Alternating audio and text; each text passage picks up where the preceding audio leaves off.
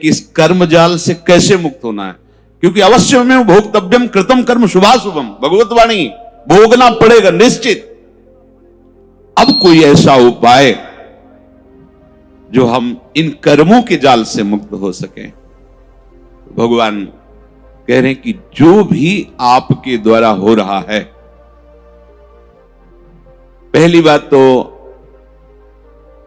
जो कर्म हो रहा है वो प्रमाणित होना चाहिए, गुरुजनों के द्वारा शास्त्र सम्मत। मनमानी आचरणों की यहां चर्चा नहीं, यहां जो है तस्मात् शास्त्रम प्रमाणम ते, आपका कोई भी कार्य बिना प्रमाण वाला नहीं होना चाहिए, मनमानी नहीं होना चाहिए। उसका प्रमाण किसी संत ने कहा है, आचार्य ने कहा है, गुरुदेव ने कहा है, भक्तों ने ऐसा कहा है, ऐसा हमारे बुजुर्गों ने कहा है, यह प्रमाणित होना चाहिए। अब उस कर्म का अनुष्ठान करते समय हमारे हृदय में लाभ की विशेष आकांक्षा होती है, उस कर्म की सफलता की विशेष आकांक्षा होती है। अगर आप प्रभु की इस वाणी को नहीं मानेंगे तो बहुत धोखा हो जाएगा हमसे, बहुत गलती हो जाएगी। जैसे जिसको लगता हो कि ये सुख दुख समय कृत्वा लाभा लाभो जया जय, ये तो केवल विरक्तों के लिए भगवान कह रहे, ऐसा नहीं।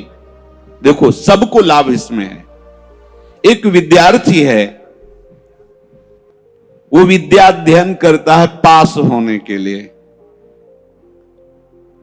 पूरा प्रयास करता है, किसी कारणों से,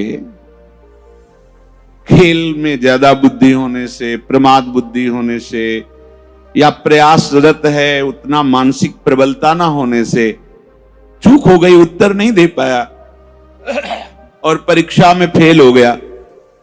अब ये सूत्र उसको पता नहीं है, न घर वालों को पता है।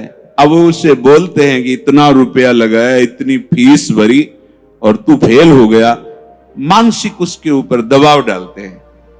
वो शास्त्र ज्ञान से रहित, विवेक रहित बालक विचार करता है, घर वाले भी असंतुष्ट हैं और पास भी नहीं हो पाया, अब क्या करें? बोले मर जाना अच्छा है। देखो कई ऐसी घटनाएं सुनने को मिलती कि अमुक विद्यार्थी फेल हुआ तो उसने आत्महत्या कर ली। ये क्यों हुआ? ये विवेक ना होने के कारण। ठीक है, इस बार फेल हुए हैं तो अगली बार हम प्रयास करें जहां हमारी कमी रही। अगली बार भी फेल होते हैं तो केवल पढ़ करके, विद्या या अध्ययन करके ही जीवन रखना होता है क्या? अगर विद्या नहीं है तो वो जीवन नहीं है। अरे भाई ऐसा नहीं है, जीवन नष्ट करने का अधिकार तुम्हारा नहीं। किसी कार्य में असफलता होने पर अगर हम अपने जीवन को नष्ट कर देते थे तो बहुत बड़ा अपराध बन गया, बहुत बड़ी दुर्गति का कारण बन गया। हमें जो अवसर मिला था उन्नति का, हम अवनति में बदल दिया, बहुत बड़ी हमारी पराजय हो गई। इसलिए समता आना अति आवश्यक है। हमें तो लगता है कि सबको सत्संग सुनना चाहिए, भगवत प्राप्ति के लिए ही नहीं, समाज में जीने के लिए भी सत्संग की आवश्यकता है। आसुरी बुद्धि पशुता का नाश करने के लिए सत्संग समर्थ है। एक किसान है, हजारों रुपए लगा करके मेहनत करके, बहुत बड़ी मेहनत होती किसान की, बहुत मेहनत होती, बहुत बड़ा तपस्वी होता, वो जान नहीं पाता है अज्ञान की धरा में होने के कारण। जिस ठंडी में आप वस्त्र त्याग नहीं करना चाहते, पूरी रात रात पानी लगाता है गेहूं की खेती में, बड़ी मेहनत करता है। जब फसल काटने का समय आता है तो वर्षा और ओले हो जाते हैं, पूरी फसल नष्ट हो गई। कर्जा लेकर उसने खाद पानी लगाया था, बेटी का ब्याह करना है, बच्चों को पढ़ाना है, अब फसल नष्ट हो गई। कर्जा कैसे देंगे? परिवार का पालन पोषण कैसे करेंगे? इससे अच्छा है आत्महत्या कर लो। कई ऐसी घटनाएं, हम जिस कार्य में चलते हैं असफलता मिलती है तो हमको एक ही उपाय दिखाई देता है कि हम अपने को नष्ट कर लें। भारी मूर्खता। ये जो प्रभु उपदेश कर रहे, सबके मंगल के लिए उपदेश कर रहे हैं। छोटी छोटी बातें व्यवहार की। हमारा ब्याह हुआ, हमारी भावना में जो पत्नी थी वैसी नहीं मिली। अब हम जो सफलता चाहते थे इस क्रिया में, उस सफलता, अब द्वेष शुरू, विषमता आ गई।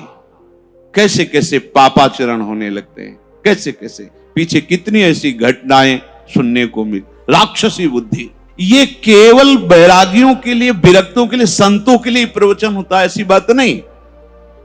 ये सत्संग ऐसी मति बना देगा कि आप समाज में रहते हुए भी बड़े आनंद पूर्वक सबको आनंद प्रदान करने वाले बन जाएंगे।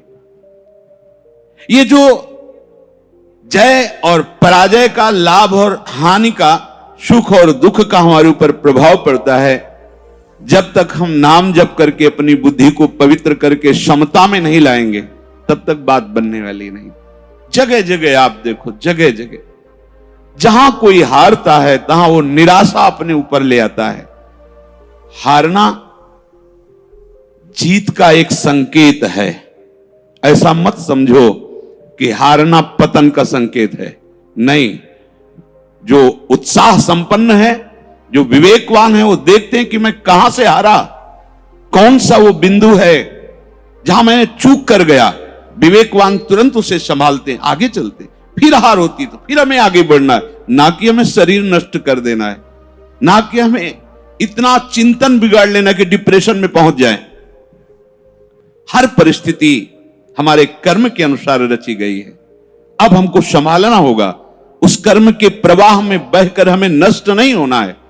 इसीलिए भगवान यहां के ततो युद्धाय युज्यस्व, तुम अपने कर्तव्य कर्म करने के लिए कमर कस के खड़े हो, उत्साह संपन्न बनो, तुम्हें बिल्कुल पाप नहीं लगेगा। नैवम पाप मवाप्स्यसि, बस तुम एक काम कर लो, जय पराजय में समान भाव लाओ। जो आपने माना हुआ लाभ है, अगर हमारा पूर्ण नहीं हो रहा है तो हमें निराश नहीं होना। इस बार हमारा व्यापार सफल नहीं हुआ, इस बार अध्ययन हमारा ठीक नहीं हुआ, इस बार कृषि में हमें कमजोरी, अन्न की प्राप्ति नहीं हो पाई, हमारी खेती कमजोर हो गई, कुछ भी, कहीं भी, कैसे भी निराश नहीं होना। रात है तो दिन आएगा, आप धैर्य रखिए, प्रकाश होगा। अंधकार में उबिए नहीं और प्रकाश में फूलिए नहीं। अभिमान मत कीजिए, अंधकार आने वाला है। इसलिए सम, भगवान कह रहे समय कृत्वा, ये बहुत बड़ी विद्या है। अगर कोई कहे निकुंज में जाने के लिए इसकी क्या आवश्यकता है, तो कृपा प्रकरण में पढ़कर देखिए, तीसरे दोहे में, शत्रु मित्र समझानी सम, मान मान अपमान सम, दुख सुख लाभ न हानि। यह जो कृपा, वही प्रभु कह रहे, सुख दुखे समय कृत्वा लाभा लाभ हो जया जय हो। इसको धारण कीजिए। छोटी छोटी सी अनुकूलता में बाधा पड़ने पर हम दुखी हो जाते हैं, हम विक्षिप्त होने लगते हैं, हम बहुत बड़े लाभ का त्याग कर देते। छोटी सी मनोनुकूल वृत्ति के विरोध होने पर, जबकि वो महामंगल विधान है, आपको समझ में नहीं आ रहा, आप इतने असंतुष्ट हो जाते हैं, इतने हार जाते हैं, इतने निराश हो जाते हैं कि परम लाभ का मार्ग ही छोड़ दिया। ये जरूरी है, जरूरी है। जैसे ये उपदेश जब होते हैं तो प्रश्न भी होते हैं कि कब तक सहें, कब तक सहें? जब तक भगवत प्राप्ति नहीं हो जाती, जब तक भगवत साक्षात्कार नहीं हो जाता, तब तक आप सहो। सहत सहत बाढ़े भगति, इसका परिणाम क्या होगा? हम तो बड़ा दुख सह रहे हैं, अपमान सह रहे हैं, विषमता सह रहे हैं, इसका परिणाम क्या होगा?